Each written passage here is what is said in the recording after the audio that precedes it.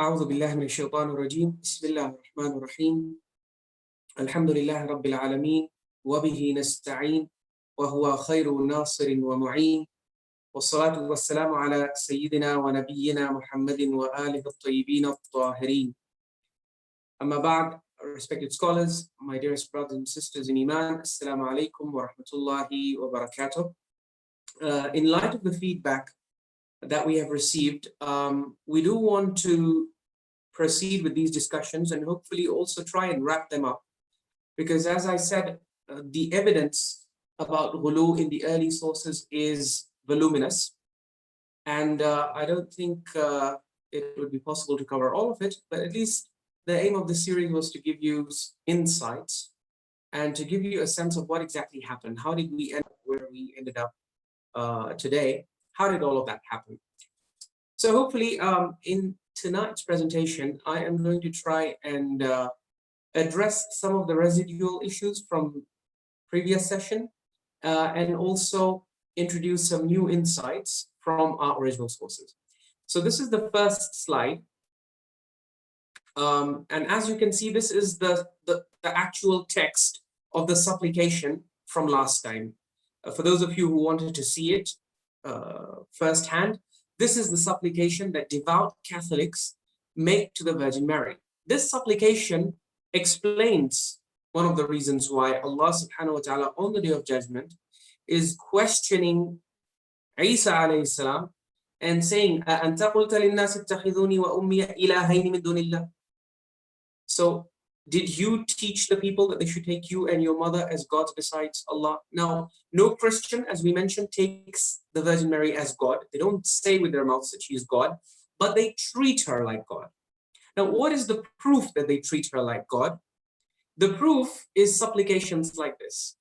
So as you can see here, if you go to the next slide, there is some analysis in the next slide. If you notice, here they start by saying, the devout Catholic saint who wrote this supplication, he starts by addressing the Virgin Mary and saying, "O Mother of perpetual help." So he's directly addressing Bibi Maryam, salamullahi alayha. This begs a lot of questions, obviously. From where do you know she can hear you? Is she all hearing like God? If not, then how can she hear you? Well, God gave her the power. Okay, where in the scripture is it mentioned that God gave her the power? Or do you have any authentic narration? From where are you getting this information? And as you will see, it is pure zan, it is speculation, it is conjecture. She's so holy and blessed, so maybe God gave her this. But as the Quran teaches us, you cannot base religion on maybes and on speculations and logical deductions and calculations. That if God did this, he must have done that. If he could do this, he could have done that. This could have done and could not have done. You can't argue on that basis. That is called zan in the language of the Quran. Allah always challenges such people to bring ilm, concrete knowledge. So in any case, O Mother of perpetual help, they're helping her. And then they're addressing her, sorry. And then they're saying, "Thou art the dispenser." So this term dispenser reminds us of Nazariyat Wasatatul Fayd, which is the Shia equivalent of this dispenser theory. The idea that she is the dispenser of all the goods which God grants to us miserable sinners.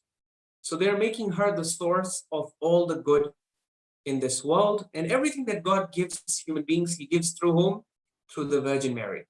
Because she's so holy and pious and she's such a sacred woman, God gives the miserable sinners every blessing and mercy and grace that comes to us comes through the Virgin Mary. Who is saying this? The Catholics.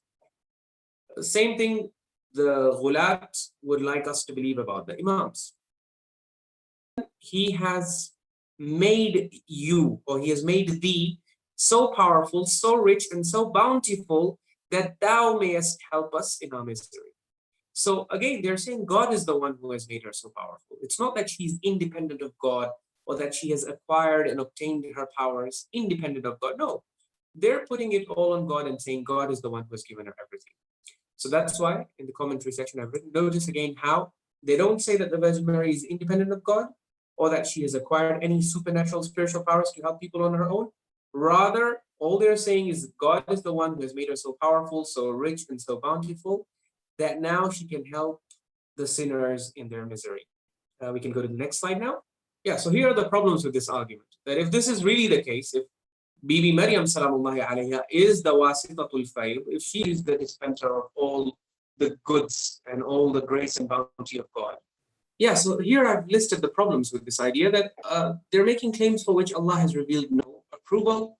And in fact, he has revealed contrary claims in the scripture. So again and again, we find him in the scripture reiterating and emphasizing the fact that it is only he who is as-Sami', the all-hearing one, and it is he and no one else who rescues people and delivers them from their misery and difficulties when they call up to him for help.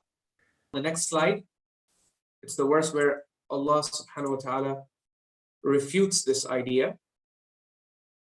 Yes. So this is chapter 6, verse 63. Allah says, قُلْ مَنْ يُنَجِّيكُمْ مِنْ ظُلُمَاتِ الْبَرِّ وَالْبَحْرِ تَدْعُونَهُ تَضَرُّعًا وَخُفْيَةً لَئِنْ أَنْجَانَا مِنْ هَذِهِ لَنَكُونَنَّ مِنَ الشَّاكِرِينَ.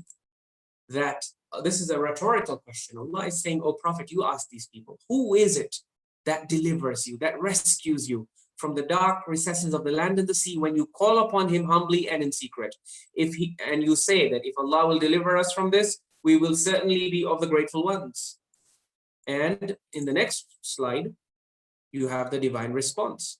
The answer is very simple and logical, and it's given in the next verse. Allah says, قُلِ اللَّهُ يُنَجِّيكُم مِّنْهَا وَمِن كُلِّ كَرْبٍ ثُمَّ أَنْتُمْ تُشْرِكُونَ. It is only Allah who delivers you from that and from every other distress, but yet you attribute partners unto him. Yani Allah is the only mushkil kusha from across the curtain of Ghayb, and yet the Catholics are saying no, through his permission, even Virgin Mary can do that. Other people are claiming the angels can also do that. Other people are claiming that the Imams of Ahlul Bayt can also do that. People are making all kinds of, the Kuffar and Mushrikeen of Makkah were claiming that the idols or the spirits that inhere the idols can also do something similar. In this next verse, Allah subhanahu wa ta'ala has answered the question. I hope it is clear that the answer of the Quran is consistent throughout the Quran, that it is only Allah who helps, not just when you get stuck in the sea, but as Allah says, وَمِن كُلِّ كَرْبٍ. It is Allah who gives najat from every difficulty and every distress. It is only Allah who can relieve you and help you from across the curtain of life. But these other people who want to promote messages contradictory and antithetical to the Quran, they have other claims. If we go to the next slide, you will see, in the next slide, you have the Shia version of this supplication. So this is a fabricated narration found in Bihar al-Anwar. A lot of people don't know it's fabricated, so they promote it, sometimes even promote it from the minbar. But it is narrated by Al-Mufaddal ibn Umar. He says, an Abi Abdullah alayhi salam, he narrates it on the authority of Imam Sadiq alayhi salam, that na'udhu billah, Imam Sadiq alayhi salam is saying, إِذَا كَانَتْ لَكَ حَاجَةٌ إِلَى اللَّهِ. If you want something from Allah, وَضِقْتَ بِهَا ذَرْعًا, and you have no means of obtaining it, فَصَلِّ رَكْعَتَيْن. So first he's telling you to offer the salah, 2 rak'ah of prayer. فَإِذَا سَلَّمْتَ كَبِّرِ اللَّهَ ثَلَاثًا. Once you do taslim, you do takbir 3 times. Notice how in the first part of the narration, he is promoting something that is very similar to what the Imams actually taught you. So these Ghulaat were very clever. They did not just shock their audiences with the Ghuluww right away. They would first bring stuff that people were already familiar with. So people had been listening to narrations of the Imams where they had taught you how to approach Allah when you are in trouble. You do wudu, you pray 2 rak'ah salah, salatul haja, and you then address Allah, you glorify him, you praise him. And then, so up to this point, it's fine. وَسَبِّحْ تَسْبِيحَ فَاطِمَةَ عَلَيْهِ السَّلَامِ. Recite tasbih of Bibi Fatema. ثُمَّ اسْجُدْ. Now this is where the Ghuluww comes, you come face to face with it. So now it's saying, ثُمَّ اسْجُدْ وَقُلْ مِئَةَ مَرَّةٍ. Then go into sujood, sajda majao, and aake wanuche. What? Ya mawlati Fatimata aghithini. Oh, my mistress Fatima, come to my help. Yani just now when you are praying the 2 rak'ah salah, you are saying, Iyyaka na'budu wa iyyaka nasta'in. Ya Allah, I only worship you and only from you do I seek help across the curtain of life. But now you're saying, well, it's Allah and it's also Mawlati Fatima, Aghithini. Oh, my mistress Fatima, help me out. ثم ضع خدك الأيمن على الأرض. Then you put your right cheek on the floor. وقل مثل ذلك. And then you say the same thing again. يعني you say 100 times يا مولاتي فاطمة أغيثيني. ثم عود إلى السجود. Then go back to sajda. وقل ذلك 100 مرة و10 مرات. Then say that 100 times and 110 times. واذكر حاجتك. And then mention your haja. فَإِنَّ اللَّهَ يَقْضِيهَا. So Allah will grant it to you. So the question is, if Allah will grant it to you, then what was Bibi Fatima doing in the middle? In the beginning, you start by asking Allah. In the end, he's admitting, the narrator is saying, فَإِنَّ اللَّهَ يَقْضِيهَا. Allah is the one who's going to grant it. So then what were you saying, Ya Fatima Aghithini for? Okay. So now where do we get this idea from? We proceed to the next slide. So how do we know that this is a ghali fabrication, which the Ghulaat are trying to promote? Well, you just need to look at the sanad. The primary narrator is one of the most notorious ringleaders of the Mufawwida. We talked about the Mufawwida last time, remember? These are the people who claim Allah has delegated everything to whom? To the Ahlul Bayt. And Bibi Fatima salamullahi alayha is one of them.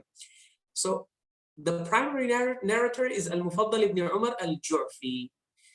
Let us look at what Al-Allama Ibnul Ghadairi. Now, Al-Allama Ibnul Ghadairi is a classical scholar of ilmul Rijaal. He's the one whom Ayatullah Syed Seetani regards as the most authoritative and reliable scholar of Rijaal. And rightfully so, I would argue, even though there are many people who have tried to question Syed Seetani or who do not agree with the opinion of Syed Seetani, but why not? Ibnul Ghadairi is actually, this is the whole family. The Ghadairi family is known for ilmul Rijaal. You know, father and son, Ahmad ibn al-Husayn ibn Ubaidillah al-Ghadairi and al-Husayn ibn Ubaidillah al-Ghadairi. These are the masters, the grand masters of classical Shia ilmul Rijaal. The reason why today modern day scholars, some of them especially many of those in Qum, have a problem with Al-Allama Ibn al-Ghadairi is because he was very strict against the Ghulaat. He has discredited and exposed so many of the Ghulaat that many of the scholars feel if we go by his gradings, you won't have much of a sect left. Because most of the unique claims of the Shia sect have been narrated by people whom Ibn al-Ghadairi has exposed as being notorious liars, fabricators of hadith, and Ghulaat. So the modern day scholars say, if we accept the authority of Ibn al-Ghadairi, then that is goodbye to so many of our treasured beliefs, including this narration that I just showed you. A lot of the traditional Shia scholars today would have absolutely no problem. They would promote a narration like this. And they would say, yeah, absolutely, this is what we believe in. But Ibn al-Ghadairi is telling us, Baba, before you promote this narration, yeah, you might want to look at the narrator, or rather we should say the inventor in this case. What does Ibn al-Ghadairi tell us about him? He says, so Ayatullah Sistani, he is adamant that Ibn al-Ghadairi is the king of ilmul Rijaal, and in every matter, he should be given precedence. Ibn al-Ghadairi is the ultimate grandmaster of classical Shia ilmul Rijaal, and he is the mu'tamad, as Syed Seetani says. He's the one we should rely on, because he had great insight into the narrators of hadith. He had a long and distinguished career in this field. And yes, he has a Kitab al-Du'afa in which he discredits a lot of narrators on whom today Shia scholars rely on to promote the kind of beliefs that they promote. You know, but the issue is, just because a scholar of Rijaal is discrediting many of the narrators who are narrating narrations that today we need to justify many of the beliefs, just because we need those narrations does not mean we go back and change history and basically cancel the research and the insights of this great scholar. So in any case, Ibn al-Ghadairi, what does he tell us about Al-Mufaddal ibn Umar al-Jufi? The first thing he tells you, this is his entry. What you're seeing on the screen is his entry on Al-Mufaddal ibn Umar. He says, the first thing he mentions there, and I've highlighted it for you in red, is da'if. He is weak. Next thing, mutahafit. Mutahafit, he's self-contradictory. So even Ibnul Ghadairi is able to see that this man doesn't make sense. His narrations, you see, you just saw one narration. In the one narration that I showed you, you can already see the contradiction. On the one hand, he's asking you to turn to Allah, but then he's bringing Bibi Fatema in between, and then again he's saying, but yeah, actually, even if you ask Bibi Fatema, Allah is the one who's going to, give you the relief, but you still have to ask Bibi Fatema. So, Salamullahi alayhi. So in any case, you can see he's confusing and he's self-contradictory. So that is the meaning of mutahafit. Okay, it's from tahafut, which means incoherence. Okay, he's incoherent. He doesn't, if you look at his narrations, this is just one narration. Ibnul Ghadairi has seen all or most of his narrations, and he's saying, Baba, this guy is contradicting himself. One explanation scholars have given for this is that Mufaddal ibn Umar was actually a companion of Imam Sadiq alayhi salam. In the beginning, he may have been a righteous person. In the beginning, he heard a lot of the true teachings of Imam Sadiq alayhi salam, and he promoted them. And later on, as we will see, he joined the Ghulaat. So he has good narrations and he has bad narrations. He has Ghuluww narrations. So that is what, and obviously the narrations he narrated during the time when he was on the straight path will obviously contradict what he will narrate when he joins the Ghulaat. So in any case, da'ifun, mutahafitun, he's self-contradictory. Number two, murtafi'ul qawl. He is murtafi'ul qawl. Irtifa is high imamology, ghuluw. It's a synonym for ghuluw. That means, murtafi'ul qawl means he has very high and exaggerated claims about the Imams of Ahlul Bayt. So this narration is a primary example. He's claiming Bibi Fatema salamullahi alayha can hear you and can get Allah to respond to your supplications if you call out to her like this in sajda across the curtain of Ghayb, which is something the Quran is absolutely forbidding you from. In any case, look at what he mentions after that. After Murtafi'ul Qawl, he now identifies him. He says Khattabiyun. Now, what does he mean Khattabiyun? So basically, I think we have skipped a lecture in between. Is a lecture in which I was supposed to explain to you the various subsects of the Ghulaat. So Al-Khattabiyya, so the Ghulaat were not one monolithic group. There were multiple subsects within the Ghulaat. You have Al-Nawusiyya and Al-Mughiriyya and Al-Khattabiyya. You have different subsects and offshoots, and they both had infighting among each other. So, and they had a lot of competition to see who can invent the more, the more fantastic narrations. In any case, Khattabi refers to a follower of Abu al-Khattab Muhammad ibn Abi Zaynab. This is someone you will see, this is a person cursed by the Imams by name. Muhammad ibn Abi Zaynab, known as Abu al-Khattab, was the founding member of the Mufawwidah sect. The people who claim that Allah has delegated the affairs of the universe, whether it be creation, sustenance, listening to supplications, answering people's prayers and needs, all of this Allah has given it to whom? To the Ahlul Bayt. Who is the one who introduced this claim in the Shia community? A man by the name of Muhammad ibn Abi Zaynab, Abu al-Khattab as he is called. The Imams have personally cursed him. They have sent and invoked la'na on him. Okay? So he's saying Khattabi. Ibnul Ghadairi is telling us that Al-Mufaddal ibn Umar belongs to the Khattabiyya sect. Yani he is in cahoots with Muhammad ibn Abi Zaynab. He lived around the same time and he joined his movement. And after, Muhammad ibn Abi Zaynab was a specialist. Abu al-Khattab was a specialist in manufacturing narrations to support Ghuluww. So Mufaddal ibn Umar joined his sect and became a part of it, and he contributed to it. And then Ibn al-Ghadairi mentioned something else. He says, وَقَدْ زِيدَ عَلَيْهِ شَيْءٌ كَثِيرٌ. And even the narrations that we are reading from Mufaddal ibn Umar, he says the Ghulaat, look at the next sentence. وَحَمَلَ الْغُلَاتُ فِي حَدِيثِهِ حَمْلًا عَظِيمًا. The Ghulaat have had a field day with the narrations of Al-Mufaddal ibn Umar. He is a hero and a celebrity and a star as far as the Ghulaat are concerned. So what the Ghulaat have done is they have taken his narrations, وَقَدْ زِيدَ عَلَيْهِ شَيْءٌ كَثِيرٌ, and they have added a lot more to him, because Al-Mufaddal ibn Umar is a companion of Imam Sadiq alayhi salam. If you want to make Imam Sadiq alayhi salam say something, Al-Mufaddal ibn Umar is a very good candidate. You can just say Al-Mufaddal said that Imam Sadiq said, and at least as far as the Ghulaat are concerned, the hadith becomes sahih. And even today, many modern traditional Shia scholars, you bring them the hadith of Mufaddal, even if it has high-level ghuluw, contradicting Quran, all these problems, they say, no. Hazrat Mufaddal bin Umar is a righteous person, and So Baba, he has been discredited, not just by Ibnul Ghadairi, who is favored by Syed Seetani, An-Najashi, the other great scholar of Ilm al-Rijal, whom as-Sayyid al-Khui. Sayyid al-Khui is a promoter of An-Najashi. He says he is the ultimate scholar of Ilm al-Rijal. And Najashi has accused al-Mufaddal ibn Umar of being weak and unreliable and being of the Ghulaat and all of these things, being da'if in hadith and unreliable. So as we will see. So وَقَدْ زِيدَ عَلَيْهِ شَيْءٌ كَثِيرٌ وَحَمَلَ الْغُلَاةُ فِي حَدِيثِهِ حَمْلًا عَظِيمًا. The Ghulaat have had a field day with his hadith. Now look at the last sentence. So the last conclusion, the final verdict that he gives is وَلَا يَجُوزُ أَن يُكْتَبَ حَدِيثُهُ. It is not permissible to write and promote his narrations. Whose narrations? The narrations of Al-Mufaddal ibn Umar. So in a way, you can see he's saying you are forbidden from narrating his hadith because this person is attributing lies and ghuluw to the Imams of Ahlul Bayt, of which they are free.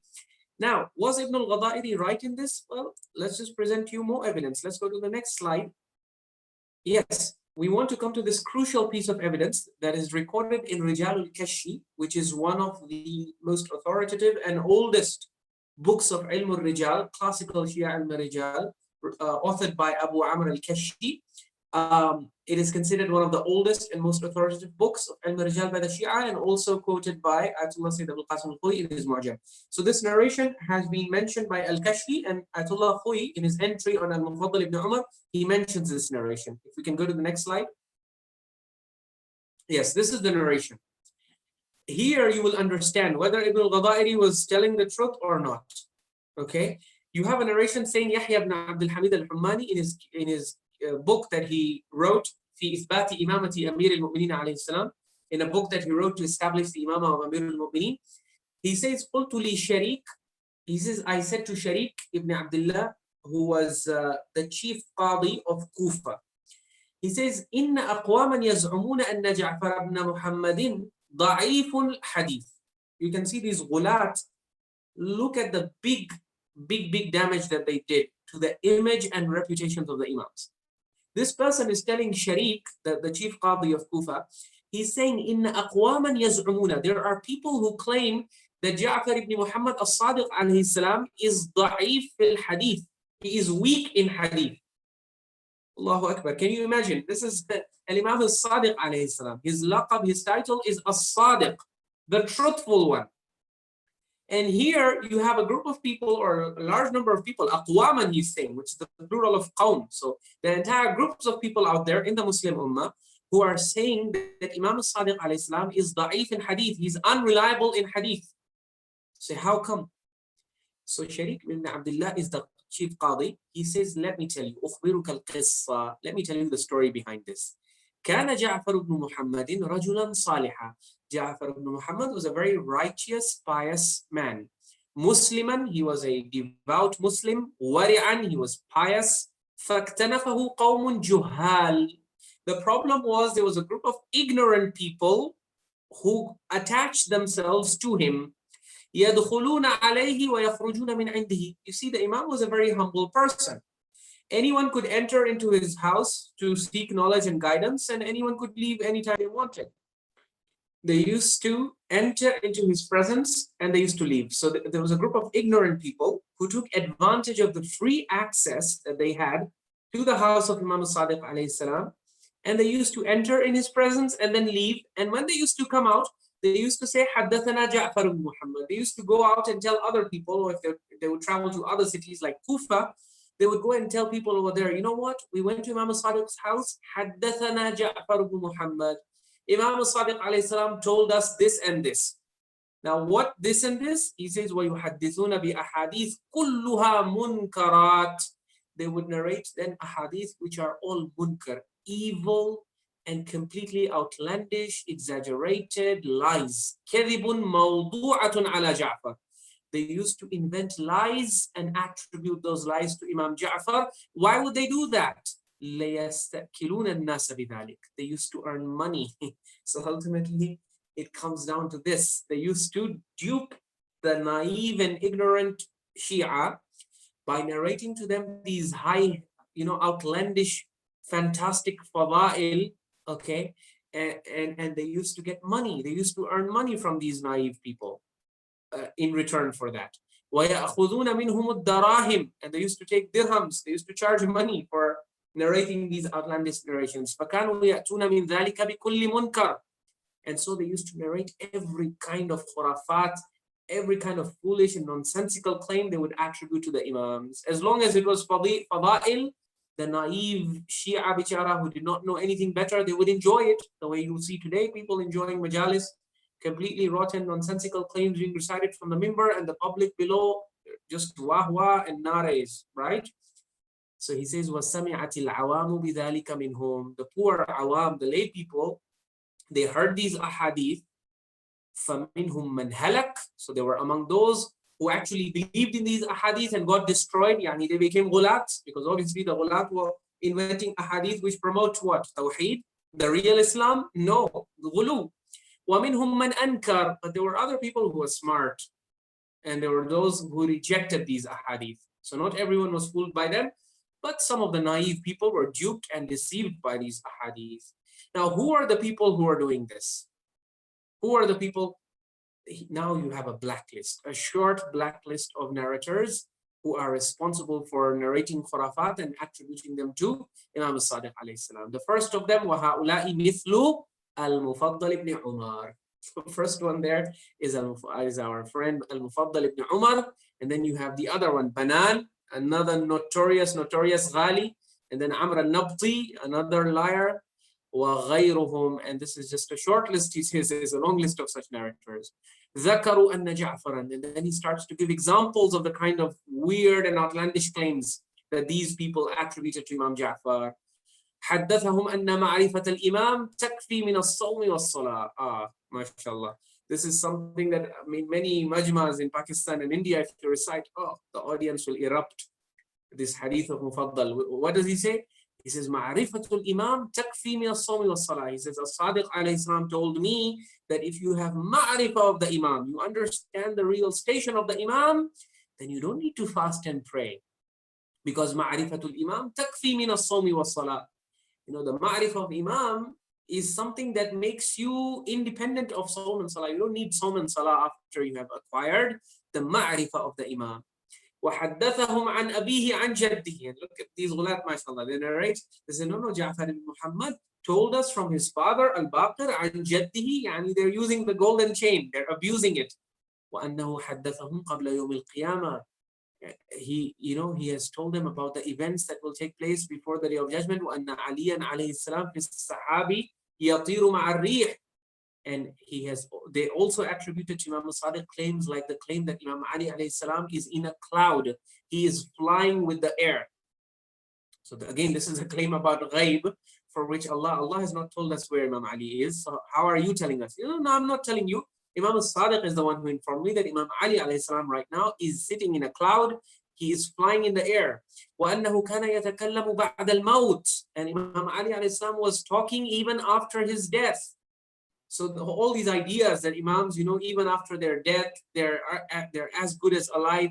Well, they're alive in the sense of shuhada being alive with Allah, receiving their reward from Allah. But they're not alive in the sense in which they were alive over here. The Quran is very clear. وَلَكِنْ لَا تَشْعُرُونَ. You cannot perceive their new life over there.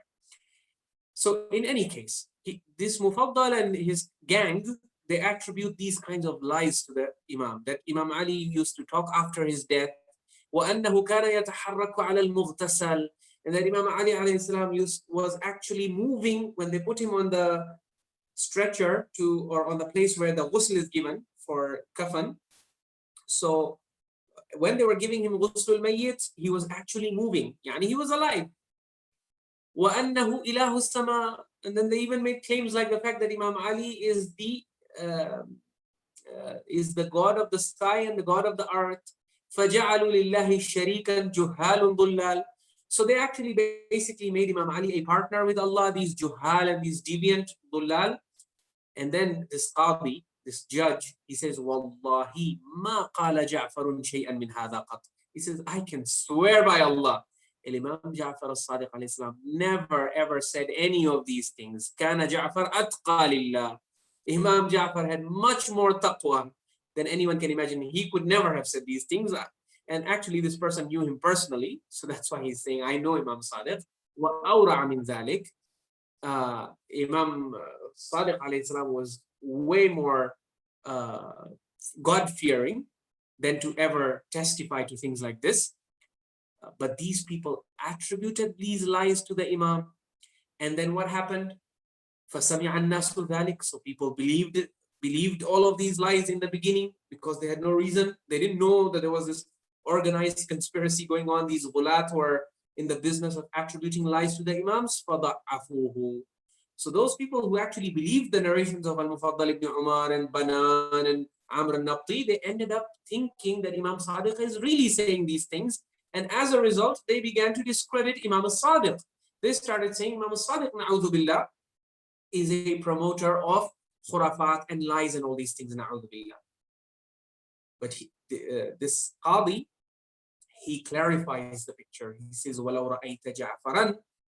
If only you had seen Imam Ja'far yourself, لَعَلِمْتَ أَنَّهُ وَاحِدُ النَّاسِ. You would have understood that he was absolutely and completely free of these things. He was on the same aqidah as the rest of the Muslims. He was not in the business of promoting these kinds of khurafat, but these were lies attributed to him. Next slide. Yeah, so this is basically the translation of the narration that I just presented. This is the translation for those of you who want to consult it later. And this is mentioned by Sayyid Abul Qasim al-Khui in his entry on Al-Mufaddal ibn Umar in Mu'jam Rijaal al-Hadith, volume 19, pages 324 on to 325. And the actual source is Rijaal al-Kashi, entry number 145, the entry on Al-Mufaddal ibn Umar. So this is just the translation. We can move on to the next slide. We've already been through this translation. Next slide. Yeah, so basically the takeaway from this hadith and from reports like this is that these Ghulaat liars did such great damage to the reputations of our Imams, and they hammered such ugly holes into their pure and pious image that people started imagining that Imam Ja'far alayhi salam, na'udhu billah, was weak in hadith and not reliable, even though his very title with which he's known and still remembered among the Sunnis and the Shia is As-Sadiq, okay, which means the truthful one. Yet so many lies were fabricated by the Ghulaat, such as Al-Mufaddal ibn Umar, and then attributed to Imam Sadiq, that people started thinking that Imam Sadiq alayhi salam was not reliable. Whereas the reality is that Imam Sadiq alayhi salam was the fountainhead of Quran, Sunnah, and authentic ahadith, and he was the most authoritative repository of hadith in his time. But due to the horrendously nonsensical supernatural claims which the Ghulaat were attributing to him, people started thinking that Imam Ja'far was weak in hadith and an unreliable narrator. And in a way, I've written that you can't really blame those who thought like this if you consider the outlandish and nonsensical anti-Quranic narrations which were attributed to Imam Sadiq by the Ghulaat. Okay, so I will share with you one narration in the next slide. Yeah, so basically here you have a narration that shows you the kinds of lies these Mufawwidah, these people of Tafweed. So the biggest lie that they attributed to Imam Sadiq alayhi salam was this idea of al-wilayat takwiniyah, and you see this here. So this is a narration authenticated by Sayyid Abul Qasim al-Khui. He regards it as Sahih in his Mu'jam Rijaal al-Hadith in volume 19, page 324. He authenticates it on page 326. And look at what you see here. Here you have two companions, Hujr ibn Za'idah and Amir ibn Juda' al-Azdi. They enter into the presence of Al-Imam Abu Abdullah Ja'far ibn Muhammad al-Sadiq alayhi salam. They say to him, جُعِلْنَا فِدَاكَ إِنَّ الْمُفَضَّلَ ibn Umar يَقُولُ إِنَّكُمْ تُقَدِّرُونَ أَرْزَاقَ الْعِبَادِ. So now you can see this Mufaddal, he got exposed during the life of the Imam himself. Two companions have come to Imam Sadiq alayhi salam. They are his intelligence bureau, and they are reporting to him. They are saying, Ya Aba Abdullah, this Mufaddal ibn Umar, who you permitted to enter in your presence many times, and whom you have even talked to in the past. Now we hear, and now we've seen, he's going about telling people on the streets that إِنَّكُمْ تُقَدِّرُونَ أَرْزَاقَ الْعِبَادِ, that you Imams are the ones who control rizq by the permission of Allah. Of course, the Mufawwidah were very clear. Everything is with the permission of Allah. So then Imam Sadiq alayhi salam, as soon as he hears this, he says, Wallahi ma yuqaddiru arzaqana illa Allah. He says, I swear by Allah, no one controls and determines and apportions our sustenance except for Allah. This is the pure teaching of Ahlul Bayt, that every unique divine function of Allah, leave it for Allah. Why are you giving it to His slaves and His servants? We, the slaves and servants of Allah, have never claimed this. The Imam is taking an oath. He's swearing by Allah, and he's saying, Wallah, ma yuqaddiru arzaqana illallah. So basically, here you see Imam Sadiq alayhi salam, he clarifies the picture, and he says, Wallah, laqad ihtajtu ila ta'amin li'iyali fadaqa sadri.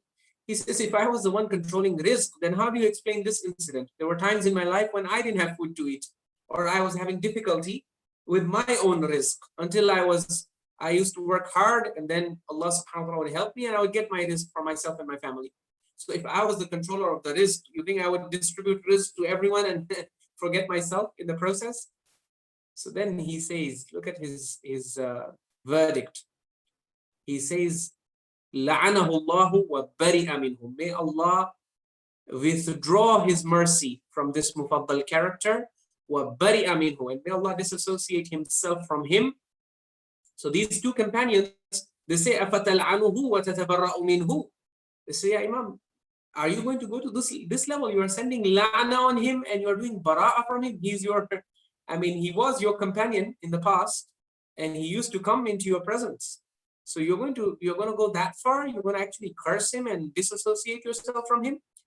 So the Imam says, Na'am, yes, فَالْعَنَاهُ وَبْرَأَ مِنْهُ. Not only me, I ask you to invoke the malediction and la'na of Allah on him, and for you too to disassociate yourself from him as well. وَبَرِئَ اللَّهُ وَرَسُولُهُ مِنْهُ. He says, I already know Allah and His Rasul are definitely bari from him, because he is promoting ideas that run contrary to what Allah has revealed in the Quran. Allah is saying, Allahu alladhi yabsutu rizqa liman yasha wa yaqdir. In the Quran, how many times does Allah repeat that I am the one who controls rizq? Ibrahim alayhi salam, he tells to his people, he says to his people that إِنَّ الَّذِينَ تَدْعُونَ مِن دُونِ اللَّهِ أَوْ تَعْبُدُونَ مِن دُونِ اللَّهِ لَا يَمْلِكُونَ لَكُمْ رِزْقًا. These entities that you have set as equals with Allah and whom you worship and supplicate to, they don't control any rizq. فَابْتَغُوا عِنْدَ اللَّهِ الرِّزْقِ. If you want rizq, then seek it from Allah. Allah is the right place and the right destination to direct all your du'as about rizq for.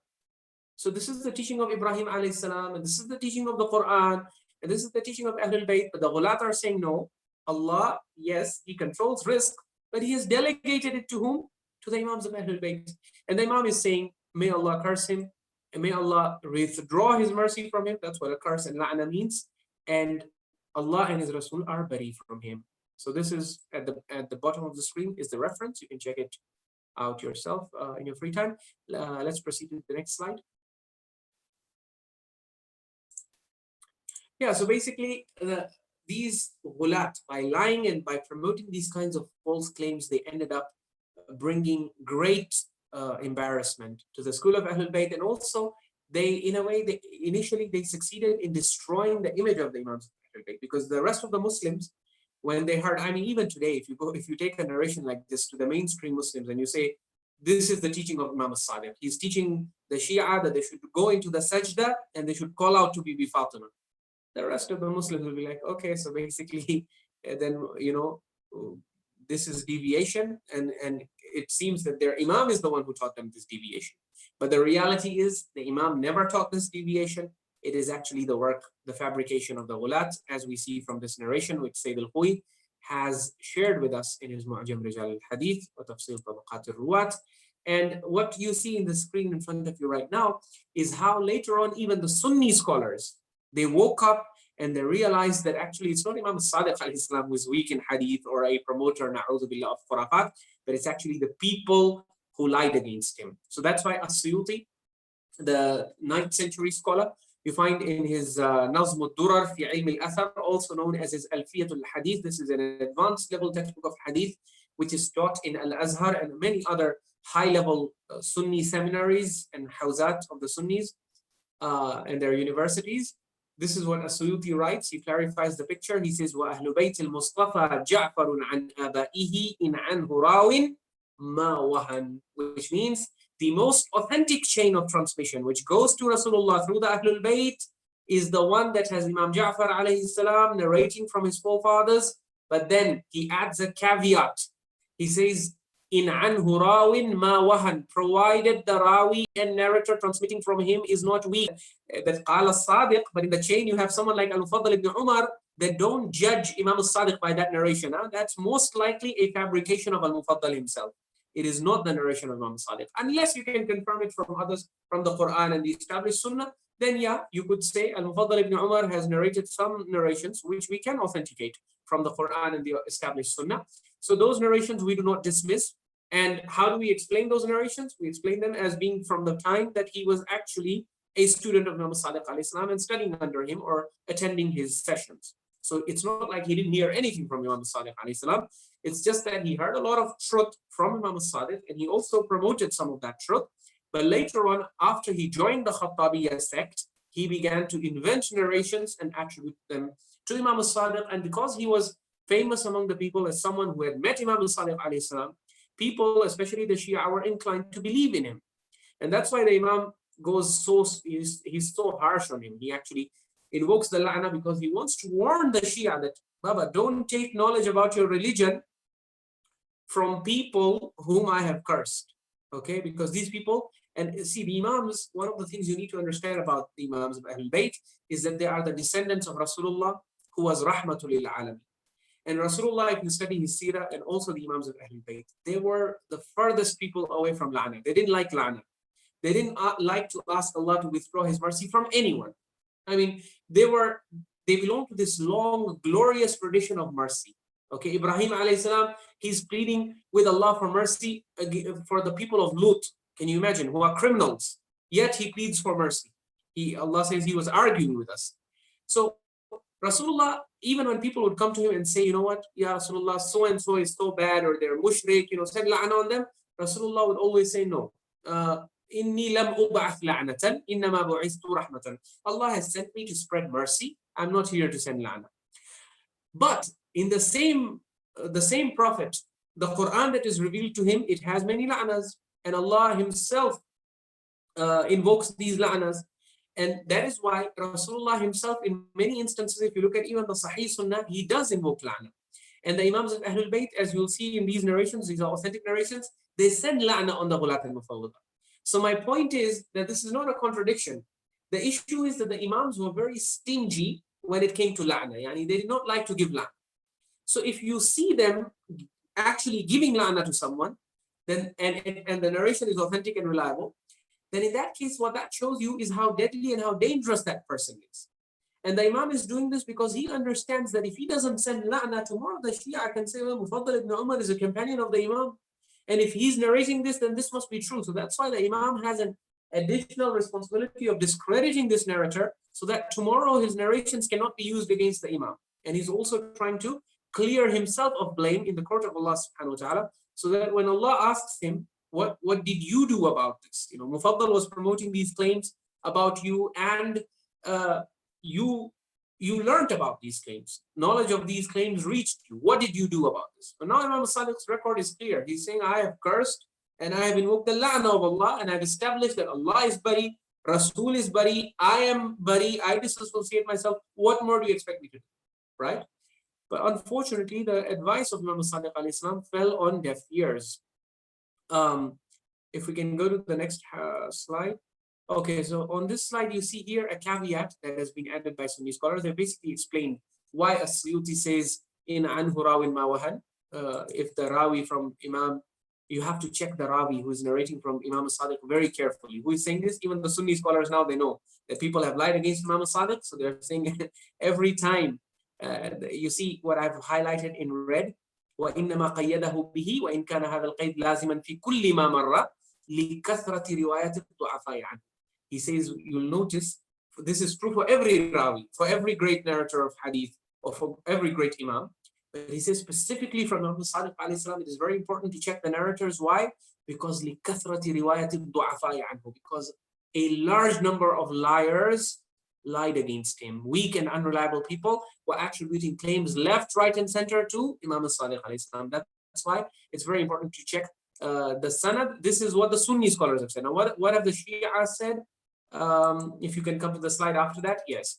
So the interesting thing is, at the time, this is now the opinion of Sayyid al-Khui. Sayyid al-Khui, when he was writing Mu'jam Rijaal al-Hadith, his encyclopedia on ilm al-Rijaal, he went through this phase. You will notice how he mentions narrations in which Imam Sadiq alayhi salam personally discredits al-Mufaddal ibn Umar. Sayyid al-Khui comments after studying the chains of those narrations. He says, Wallahi, these narrations are sahih. They are authentic and reliable. We can't dismiss them. But despite that, for a large period of his life, Sayyid al-Khui continued to authenticate al-Mufaddal ibn Umar.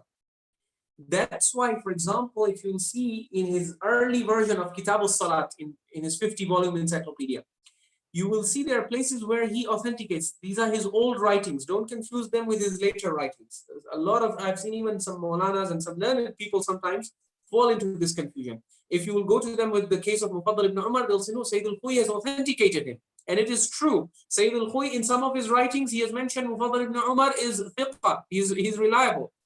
Those are the writings of his early period. Now, the question is, in his early period, why does he authenticate al-Mufaddal? Despite the fact that, interestingly, even in his early period, it's not like you can say Sayyid al-Khui did not know about the narrations of Imam Sadiq against al-Mufaddal. It's not that he did not know the view of Ibnul Ghadairi. It's not that he did not know the view of al-Najashi, who is his own greatest authority. He knew all of that. And Sayyid al-Khui, surprisingly, in the early period of his marja'iyah, he ignores all of this evidence, the testimonies of Imam Sadiq, which discredit al-Mufaddal, which have been transmitted with sahih chains. Sayyid al-Khui ignores them. He ignores the judgment and the verdict of Ibnul Ghadairi that his ahadith should not be written. Sayyid al-Khui ignores it.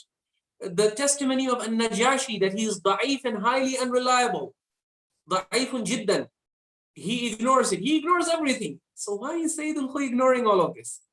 So because he has, at this point in his marja'iyah, he has this one big flaw in his methodology, which he has still not realized, which is what? He has read the introduction of Ja'far ibn Muhammad ibn Qawlaway, or Ibn Qawluya, as the Muhaddithin call him, the author of Kamil al-Ziyarat. In the intro, he implies that in this book, I am only narrating from reliable and trustworthy narrators. Al-Mufaddal ibn Umar, he appears big time in the chains of Kamil al-Ziyarat. Sayyid al-Khui, as his students today will tell you, like Syed Seetani, and or for example, Ayyatullah Sheikh Asif al-Muhsini, Ayyatullah Sheikh Muslim al-Dawuri, all of these are top scholars of ilm al-Rijaal from the students of Sayyid al-Khui. They will tell you that Sayyid al-Khui, in the beginning, he misinterpreted the statement of Ja'far ibn Muhammad ibn Qawlaway to mean that all the narrators who have appeared in the chains of Kamil al-Ziyarat are reliable and trustworthy. So Sayyid al-Khui saw that al-Mufaddal ibn Umar has appeared many times in the chain of Kamil al-Ziyarat.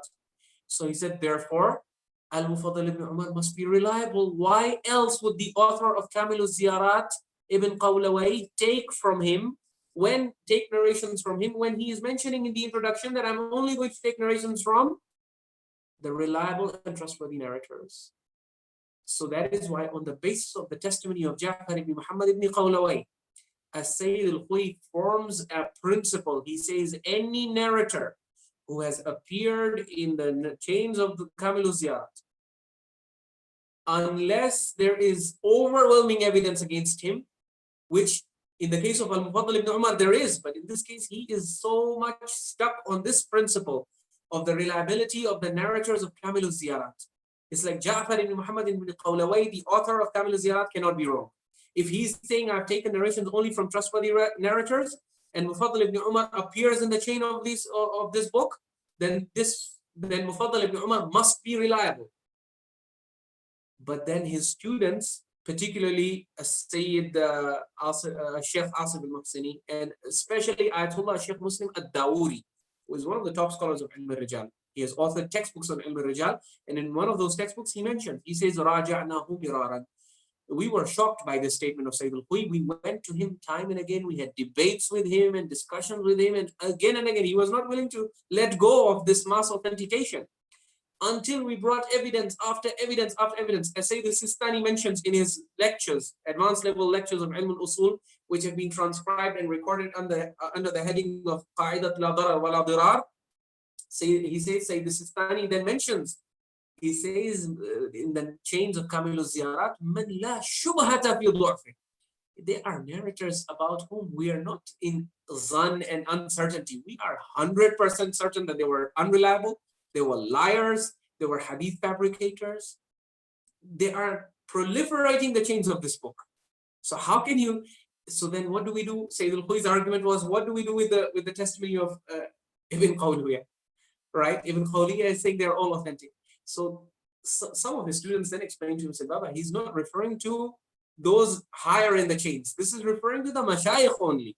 Yani his immediate teachers, he's authenticating them. You have misinterpreted and misread the statement.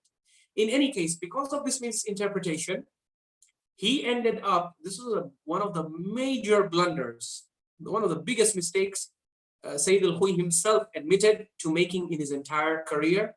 And it had very great implications, because once you authenticate, you must authenticate the narrations of Kamil al-Ziyarat. There are so many narrations about Ghuluww that then become authentic if you accept Ibn Qawliya's testimony.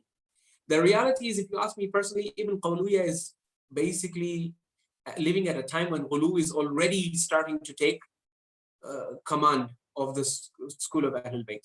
So obviously he's highly influenced by the Ghulaat. So that's why if he compiles a book like Kamil al-Ziyarat, that is not surprising, because what he's narrating in Kamil al-Ziyarat is not it's problematic according to the Quran, maybe, but these muhaddithin, as we'll show you inshallah in subsequent lectures, they had not studied the Quran critically. And they were not in the business of, tallying narrations with the Quran, right?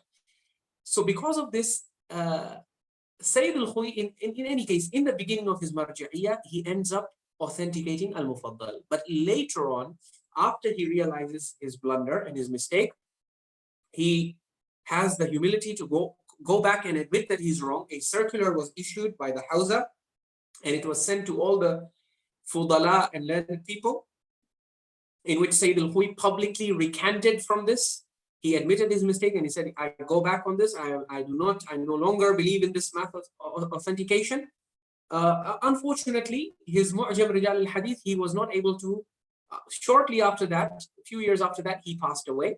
And so he was not able to go back and correct all the mistakes that he had made in authentication. But in the books that he wrote after realizing this mistake, you find he comes back to, so what you see on the screen in front of you is now his second opinion, which is the opinion with which he left this world. You see, for example, I'll give you an example from Kitab al-Tahara, volume 3 of Kitab al-Tahara, which is part of his encyclopedia, 50-volume encyclopedia, page 130. He dismisses a narration just because of the presence of al-Mufaddal ibn Umar. هذا ولكن الروايتين ضعيفتان فإن في سند أحدهما المفضل ibn Umar. You see him here discrediting a narration because of al-Mufaddal ibn Umar. So we say, Ya Sayyid al-Khui, what happened to you? You used to believe he's reliable, even though Imam Sadiq had testified against him, even though Najashi, your favorite scholar, has testified against him. Ibnul Ghadairi has basically killed him and has said that, his hadith should not be recorded. And yet you used to authenticate him. Now, why in Kitab al-Tahara you are saying he's da'if? So that you have to go to his circular, which he issued. He explains there that I made a mistake in interpreting the statement of Ibn Qawliya, and on that basis I authenticated many narrators whom now I have realized they were actually liars and fabricators and unreliable. You notice here again in another riwayah, this is in Kitab al-Salat now, the revised version of Kitab al-Salat, before his death. He dismisses a narration on what grounds? He says, I'm dismissing this, but let there be no confusion. I'm not dismissing it because of Ali ibn al-Hakam. Because Ali ibn al-Hakam, people might have thought that he's dismissing it because of Ali ibn al-Hakam. He's saying, no. Ali ibn al-Hakam is ism mushtarak. We don't want to go into what ism mushtarak is right now. He says, I'm dismissing it. Balli Mufaddal ibn Umar al-waqi' fi sanadiha. I'm dismissing this narration because of the presence of al-Mufaddal ibn Umar in it. لأنه وإن وثقه الشيخ المفيد. He says, yes, it is true. Sheikh Mufid even has authenticated Mufaddal ibn Umar, and he has mentioned him among the companions of As-Sadiq, and he has praised him and all of that, except that now he says, إلا أن النجاشي وابن الغضائري قد ضعفا.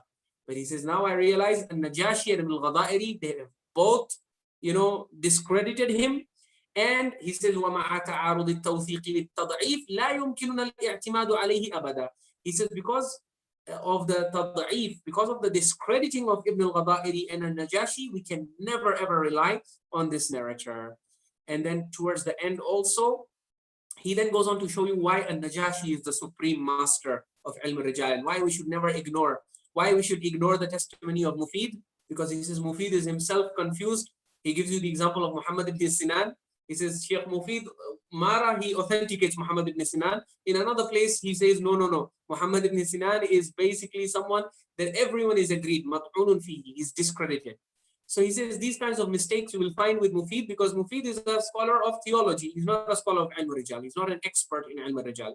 But al-Najashi, he is a super specialist and expert in ilm al-Rijaal. So in any case, he says, مع معاضدته بتضعيف شيخه أعني بالغضائري ولأنه أيضا ثقة من مشايخ النجاشي. He says Ibn al-Ghadairi is himself a thiqa. He's a highly reliable scholar. He's among the mashayikh of al-Najashi. And that's why this riwayah riwayah غير قابلة للاستدلال بها على شيء. Any narration in which al-Mufaddal ibn Umar al-Jufi appears, you cannot do any istidlal on the basis of that narration in fiqh. So you can see he has gone full circle. He's gone back to the correct opinion. We wanted to share one more narration, but I don't know. I think my time is up. If you want to open up for Q&A, open yes, for that. There are a few questions, Syed, if you would take them. I think one was very, it was just about when was Ibn al-Ghadairi alive. So when was he, what was his period? Right, so he's a classical scholar. He's the teacher of his father, Al-Husayn ibn Ubaidillah al-Ghadairi. He's the teacher of al-Najashi and al-Tusi. So al-Najashi and al-Tusi, these are 5th century scholars of ilm al-Rijal.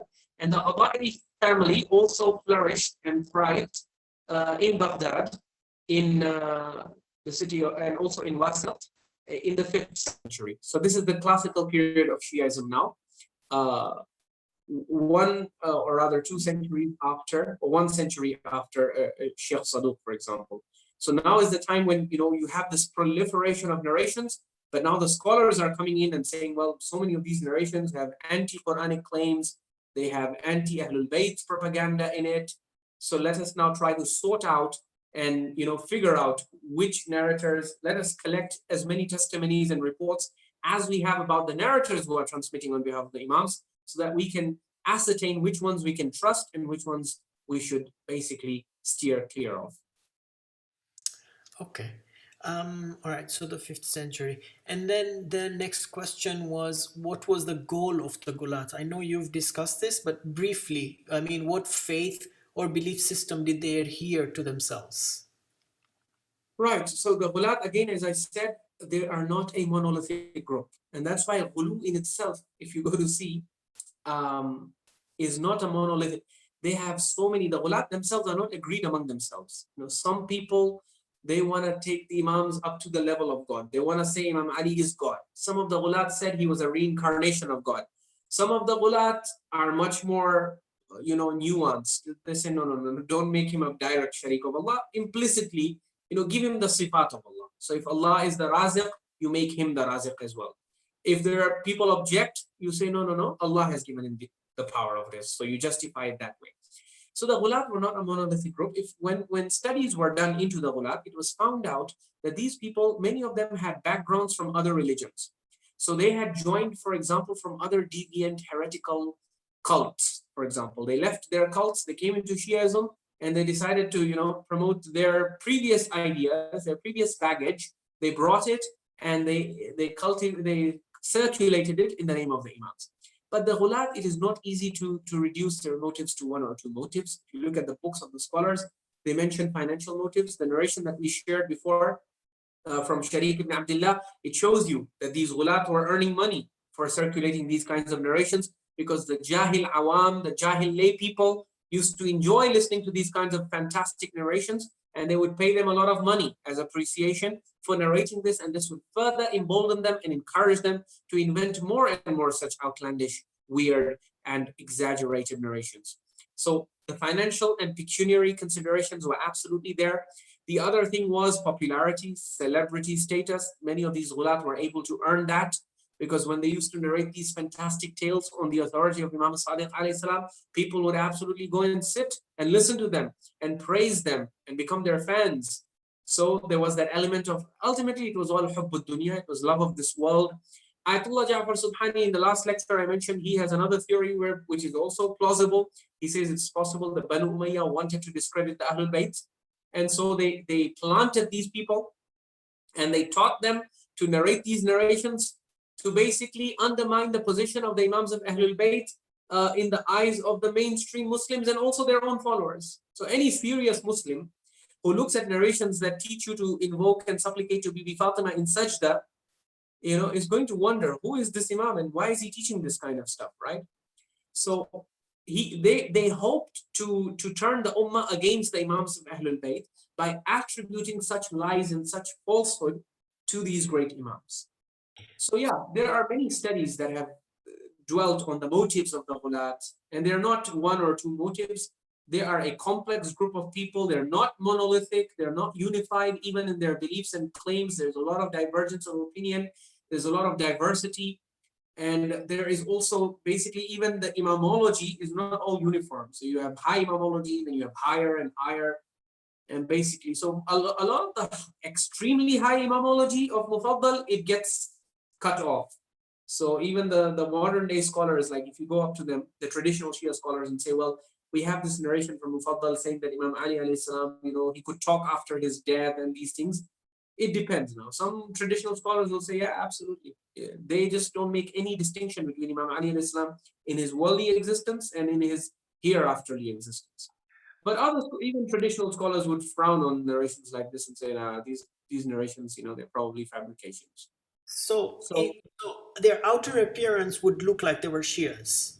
Oh yes, they're like big time Shias and Muhibb of Ahlul Bayt, and they took advantage of this big weakness that Shia have, unfortunately, which is that the moment you start narrating Fada'il or anything that even remotely resembles Fada'il, the typical traditional Shia, he shuts down his critical thinking. He's like, I don't want to ask questions and become all Sherlock Holmes and be like, well, if this is so, then but what about the Quran?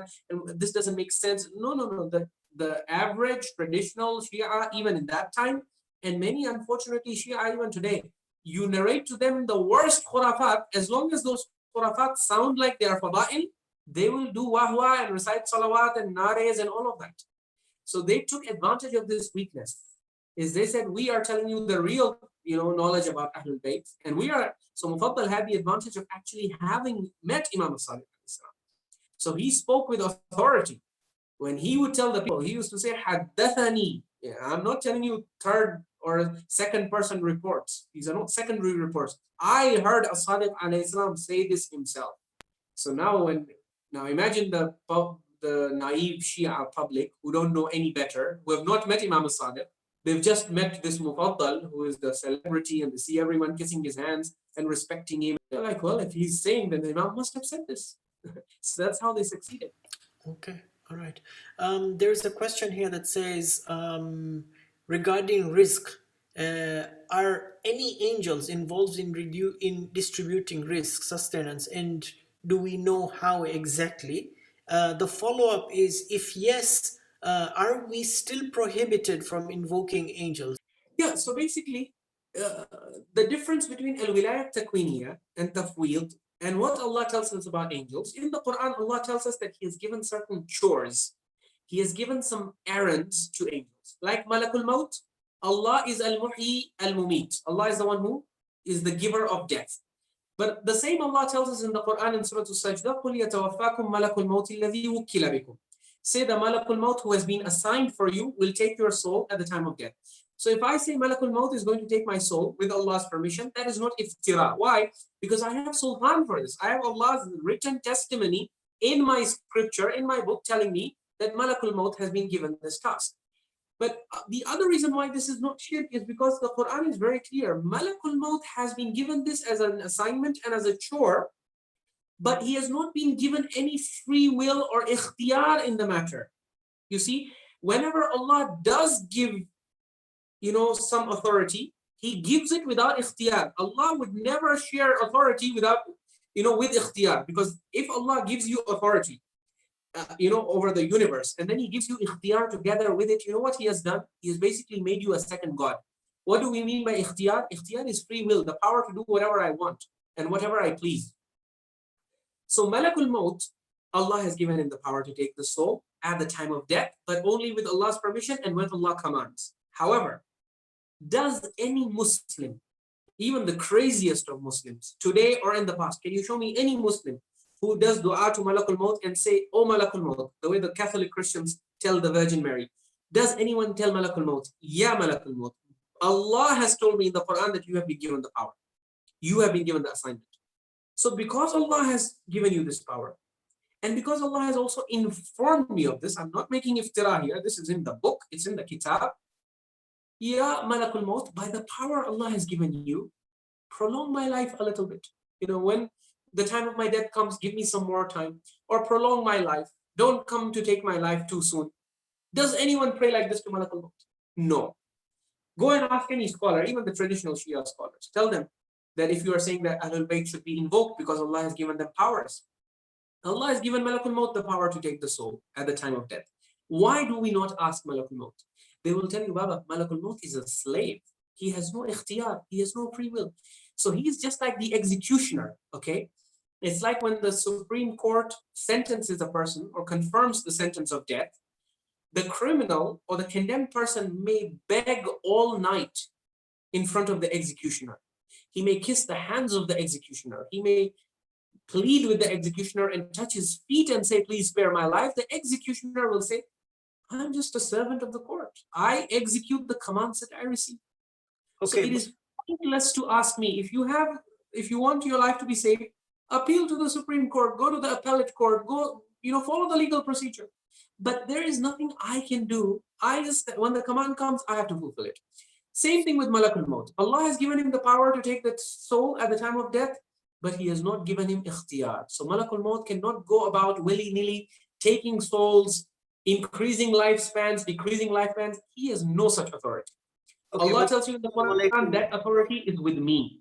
Yeah. Similarly, with rizq, Allah doesn't mention it in the Quran, but the general understanding of the scholars is that there are angels that Allah has appointed, for example, for rain, or even for rizq. Mikael is the name that is often cited traditionally by scholars as the distributor of rizq, or let's say as the errand boy of Allah when it comes to rizq, if we may use the term errand boy, which sounds rather blasphemous, but yeah, what I mean to say is the slave of Allah who apportions rizq. Now, if you're going to make a claim like this, first of all, this is not certified by the Quran, so ultimately we would not go there. It is not safe to go there. But even if, let's say, it were established in the Quran that Mikael is the one who gives rizq with Allah's permission, it would not be permissible for us to make dua to Mikael and say, "Ya Mikael, Allah has given you this power, therefore." Because when Allah gives powers, He does not give ikhtiyar. Okay? So either Allah does not give powers at all, or when He gives the way a master gives a slave. And once a master gives a slave something, the slave is completely bound by the master. The slave has no authority of his own. And that's why it is pointless to ask the slave directly to do anything for you. Because everything, the strings are controlled by whom? The buck stops with whom? The master. So that is why we say that it is wrong to supplicate to the Imams of Ahlul Bayt for the same reason, even if it was established by the Quran. Suppose Allah had told us in the Quran, this whole universe, I have delegated its authority to the Ahlul Bayt. Suppose Allah had testified to this. Then what would we do? Well, what we would do is we would withdraw the claim that this is iftira. We would say this cannot be iftira now because Allah has testified to it. And what Allah testifies cannot be a lie. So Allah has testified to this. But can we do dua to Ahlul Bayt now? Can we ask them and beg them? So no. If Allah has given them, if it was established, which it is not, but if it were established, the most you would be able to say is that they have the power just like Malakul Maut. But can they act on their own authority? Can they give you anything? Can they benefit you? Can they harm you? Nothing. All of that is controlled by Allah. And that's why, just as in the matter of life and death, we never ask any dua from Malakul Maut. And if anyone does, it is shirk. We will present you verses from the Quran where Allah absolutely, He threatens anyone who tries to invoke any entity across the curtain of Ghayb, whether it is angels, prophets, imams, saints, anyone. Allah uses general terms, anyone, min dunillah, anyone less than Allah. If you invoke and make dua to them across the curtain of Ghayb, Allah calls this the worst kind of deviation, and He calls it shirk in the Quran, as we shall see if we have the opportunity in future lectures. So this thing should be very clear, that even if Allah has given authority, or Allah has given certain powers to certain slaves of His, He gives them like assignments. He does not give ikhtiyar. So the only angel who has been assigned properly from the Quran is Malakul Maut, and no any other angel has been assigned specifically in the Quran. So whatever we say beyond that is going to be iftara. Is that what you're saying? Yes, but there are general, that is correct. But there are general verses, like in Surah Al-Nazi'at, Allah refers to a group of angels and He says, فَالْمُدَبِّرَاتِ أَمْرًا. They are mudabbirat, they organize the affairs. So Allah is running this universe. He gives a lot of chores and a lot of tasks to His slaves. But at the end of the day, Allah, when it comes to asking and invoking and who controls He doesn't ask you to focus on angels. He doesn't ask you to supplicate to angels. At the end of the day, He may say that, the malaika are doing tadbir, they are organizing things with His permission. But are we allowed to ask the angels? No, we are not. He says, "La tad'u min dunillah." Don't call upon any entities. And in fact, in the Quran, He shows you that the angels, because in the past, there were people who used to supplicate to angels now. If you look at angelology, there's a whole field that shows you beliefs of past communities about angels. So in angelology, you will see that even around the time of Christ, there are people who believe that angels can bestow wishes, they can give rizq, they can do all these things, and they're supplicating to them. So that's why in the Quran, Allah actually shows you verses in the Quran where on the Day of Judgment, you see Allah questioning the angels and telling them, "Aha'ula'i iyyakum kanu ya'budun." These people, they were worshipping you. Do you even know that? Do you acknowledge that? That these people are worshipping you? Because they're making dua. Dua is worship in the Quran. The angels, they say, "Subhanaka anta waliyuna min dunihim." They say, "Allah, glorified be you." What? They were addressing us? So they don't even know that they were being addressed. The angels cannot hear you across the curtain of Ghayb. And that is why they don't even know that you were invoking them. But Allah says, yes, these people were invoking you. Okay? And because they were invoking you, so now I'm questioning you. Are you responsible for this? And are you even aware of this? And the angels are saying, "Subhanaka anta waliyuna min dunihim." Ya Allah, you are our wali, you are our guardian, our protector, our Lord, our everything. We don't know anyone apart from you. So we don't understand what these people were. These people are crazy. We never could have ever approved of this. And in fact, we didn't even know of this. And in fact, the angels, this part, kind of makes you smile when you read this. The angels are actually terrified when they hear of this claim that they have actually been worshipped besides Allah. And worship as in dua, supplication, obviously. No one does actual puja of angels. But yeah, there were people, if you study the books of literature, you will see people actually supplicated to angels. And when on the Day of Judgment, when the angels hear about this, they're terrified. And that's why they try to pin it on the jinn. They say, actually, most of these people were actually worshiping jinn. They were not worshiping us. They just want to clear their name by all means. So Allah is showing you a lot of these instances on the Day of Judgment. And inshallah, we will discuss more of them. Very powerful verses of the Quran. Totally prohibition, because they also apply to the Imams of Ahlul Bayt in a way, you go to see, because they are also pious slaves of Allah, whom Allah shows you in the Quran that all pious slaves who are worshipped other than Allah or invoked or supplicated to other than Allah, they will all deny and reject having ever supported or promoted or approved such a practice. Okay. So basically what you were saying is it is prohibited to invoke angels. And any entity, the Quran doesn't mention angels specifically only, it says the question says angels, so I just want to make sure that the person who asked the question gets it straight up, that it's the angels are prohibited to be invoked. Yeah, absolutely. All right. There is a final question. No, there's two more questions. Actually, there's three more questions. One question says, what is your opinion on the creation of the Shia Ithnashri faith during the Safavid period? Do you want to take that question now, or do you want to leave it for another session? Yeah, this is actually a whole lecture in itself. The Safavids are responsible for basically corrupting Shiaism big time. Even Dr. Ali Shariati in his book, Red Shiaism versus Black Shiaism, he talks about this. The Safavids, they destroyed and demolished Shiaism. They did to Shiaism what Constantine, the emperor, the Roman emperor, did for Christianity. So basically, when a religion comes into power, that is the beginning of its decline. Shiaism came into full-fledged power under the Safavid Empire, and basically power, politics, money, and all of that got mixed up. That was basically much of the Ghuluww. The Ghulaat were a fringe group, a reviled and despised fringe group until the Safavid period. It's in the Safavid period that the narrations, which were actually discredited by the classical scholars of Rijaal, were resurrected, they were rescued, authenticated, and then promoted as official Shia doctrine. So that's why you can see Allama Majlisi is blatantly and brazenly disobeying the command of Al-Allama Ibnul Ghadairi. Ibnul Ghadairi is saying, do not write the narrations of Mufaddal. It is haram to write the narrations of Mufaddal ibn Umar because he's lying. We have caught him lying against Imam Sadiq alayhi salam. Al-Allama al-Majlisi, if you open his Bihar, mashallah, you see narration after narration. He narrates from whom? Al-Mufaddal ibn Umar, including the narration about Salatul Istighatha bi-Zahra that I shared with you in this lecture. Okay, there is another question that says, you mentioned repeatedly behind the curtain of Ghayb. Where is this point mentioned? How are we making this distinction of behind the curtain of Ghayb? Ahsantum, that is a very good question. It's also one of the residual questions from last time. So this is a huge misconception people have, and they're not able to understand exactly how do we derive this concept.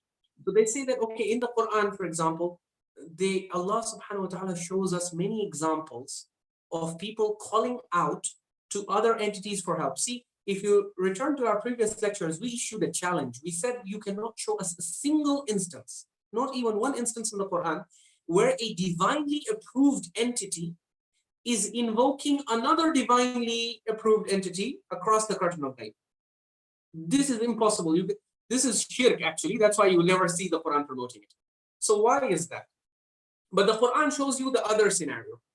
Because a lot of people, when they hear these lectures, or when they hear the Quranic teaching that you're not allowed to call upon or seek help from any entity other than Allah, they bring this very famous, convenient doctor argument. They're like, okay, so if we're not allowed to seek help from other than Allah, then that means we can't go to the doctor if we are sick. Ultimately, the doctor is not Allah. And when we're going to the doctor, what is the belief? The belief is that, the doctor, with the shifa that Allah has placed in his hands and through the natural mechanisms that Allah has created, he's going to give us shifa. Yes, the shafi is Allah. Allah is the one who gives the cure. The doctor is just a wasila through which Allah works his cure. So just as going to the doctor is not shirk, in the same way, if we go to Allah through the Imams and we ask and supplicate the Imams, we're just asking the Imams the way we ask the doctor. We know the real giver is Allah, but the Imam is just the wasila. On the face of this sounds like a very neat and clean argument, but actually it's based on a huge, huge fallacy, which is you are confusing two things. The doctor, is he on this side of the curtain of Ghayb or on that side of the curtain of Ghayb? So if let's say you have a doctor who was martyred in the way of Allah and he left this world and he went to Barzakh, he's now with Allah, he's alive, he's receiving sustenance, but there is no verse in the Quran where Allah says he can hear you. Okay? In fact, Allah is saying that those people who are in their graves, and obviously this doctor has gone to his grave now, Allah tells his prophet, وَمَا أَنْتَ بِمُسْمِعٍ مَنْ فِي الْقُبُورِ. You cannot make those in the grave listen to your voice. Ya Allah, why can Rasulullah not make those who are in the graves listen to his voice? The reason is because Allah has made a natural law. This natural law is what we refer to as the curtain of Ghayb. So Barzakh, the very meaning of Barzakh in the Quran is barrier. Okay? So this curtain of Ghayb, what we are referring to as the curtain of Ghayb, the Quran refers to as a Barzakh, as an impenetrable barrier. And what does the Quran use the term Barzakh to refer to? It uses the term Barzakh to refer to natural barriers, for example, like the barrier that separates the salt water from the sweet water. But it also uses the term Barzakh to refer to this imaginary, or rather we shouldn't say imaginary, invisible, we should say, invisible curtain or barrier that separates us from the other realm, the hereafter, the other side of the world, which is the barzakh. Okay, so the barzakh is the barrier actually. Metaphorically, we refer to the whole realm as barzakh, but barzakh only refers to the barrier that separates us from that realm. In any case, after the doctor goes on that side of the barrier, can I now go to his grave and say, yeah, doctor, the way I used to come to you when I was sick, I'm sick now again. So I have come to your grave, please give me shifa.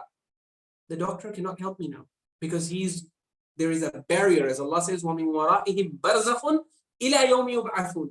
After a person dies, Allah tells you in the Quran, or after a person leaves this world, even if he leaves this world through shahada, through any means, once he has left this world, he's on the other side of the barzakh, and Allah says this barzakh, this curtain will separate you from him until إِلَى يَوْمِ يُبْعَثُونَ, until the day of judgment. You can have no communication with this person. And even if Rasulullah wants to make him listen to his voice, Allah is saying, وَمَا أَنْتَ بِمُسْمِعٍ. You cannot make that person listen to your voice, Ya Rasulullah, because there is a barrier. This barrier is what we refer to as the curtain of Ghayb. Why do we call it the curtain of Ghayb? Because the curtain itself is invisible. You can't see. It's not like a physical curtain, but it's basically the curtain that separates us, or the barrier that separates us from the Ghaybi realm. So it is very important to understand the reason why this argument is false and fallacious is because once entities go on the other side of this barzakh, they cannot be contacted, they cannot be approached, they cannot listen to you, they cannot respond to you, they cannot talk to you, and they have no connection whatsoever with you. Okay? And so now if you try to invoke them, it's just like invoking the angels. Why is it not permissible to invoke the angels? Because they can't hear you. They are separated from you by the realm of Ghayb. Yes, there are two angels who can hear you, the Kiraman Katibin, the one who record everything that you say. Those have been authorized by Allah. But again, even though we know they can hear us, do we ever pray to them and say, you know what, Ya Kiraman Katibin, you must be so pious, please pray to Allah. Do we ever whisper to our angels? We don't talk to them. Why? Because every Muslim knows it's useless. These angels are doing their job quietly and silently. They don't want to communicate with you. They don't want to have anything to do with you. They're just doing their job. And once your life is over, they will submit the record to Allah, and that's it. You cannot involve them in any other task other than what Allah has given. Okay? So that's why, let's be very clear. The Quran gives us several instances whereby you have prophets or people approved by God seeking help on this side of the barzakh. So in Surah Al-Qasas, Allah gives you an actual example of Istighatha, which He does not condemn as shirk. So He tells you that, two people were fighting. Musa alayhi salam enters the city. He sees two people fighting. هَذَا مِنْ شِيعَتِهِ وَهَذَا مِنْ عَدُوِّهِ. This person was from his supporters. This is from his enemy group. Okay? فَاسْتَغَاثَهُ الَّذِي مِنْ شِيعَتِهِ عَلَى الَّذِي مِنْ عَدُوِّهِ. The one who was from his Shia, from his companions and his supporters, he did istighatha. He called out to Musa for help. Ya Musa, aghithni. Oh Musa, come and help me. So now many people, unfortunately, they cite this verse and they say, see, Allah allows for istighatha. So yes, absolutely. This kind of istighatha, only a fool would say, and someone who doesn't understand the Quran, only such a person would say this kind of istighatha is wrong. Why? Because Musa, at the time his Shia, his companion is calling him for help, is Musa on the other side of the barzakh or is he on this side of the barzakh? He is physically present. Okay? He is right there. And when a person is right there in front of you, or he is in a position whereby you can contact him through the natural laws that God has created, then calling out to such a person, seeking help from such a person is absolutely not shirk. Why? Because it does not involve any iftira. When Musa alayhi salam is in front of me and I say, Ya Musa, please help me with this, where is the iftira in this? There's no iftira, because I'm not claiming that he's all hearing like Allah. I'm not implying that he is, he has supernatural hearing powers. I'm not implying that he's like God. There's no shred of shirk in any of this. And the Quran is full of examples where you have people on this side of the curtain of Ghayb, and when two people are on the same side of the curtain of Ghayb, in this physical realm, they're asking each other for help. In Surah An-Nur, Allah tells you about the dua of Rasulullah. Allah says, "La taj'alu du'a ar-rasuli ka du'a'i ba'dikum ba'da." When Rasulullah does dua, he calls out, because dua literally means to call out. when Rasulullah calls out to one of you, he says, oh, so and so come, don't treat this call as the call of a normal person. As in, if a normal person calls you, you can say, I'll come later. When Rasulullah calls you, you have to come immediately. So Allah is talking about Rasulullah calling out to people. Some people who don't understand the Quran might cite this verse. See, Rasulullah was doing dua to the people of his time. Say, yes, brother, he's doing dua, he's calling out to people who are in his realm. Physically, they are proximate to him. There is no shirk in this. Why is there no shirk in this? Because you are not associating that person with Allah. You are not implying that he's all hearing. You're not making any iftira, so it's okay. Now, when the same person goes across the curtain of Ghayb, why does it become shirk?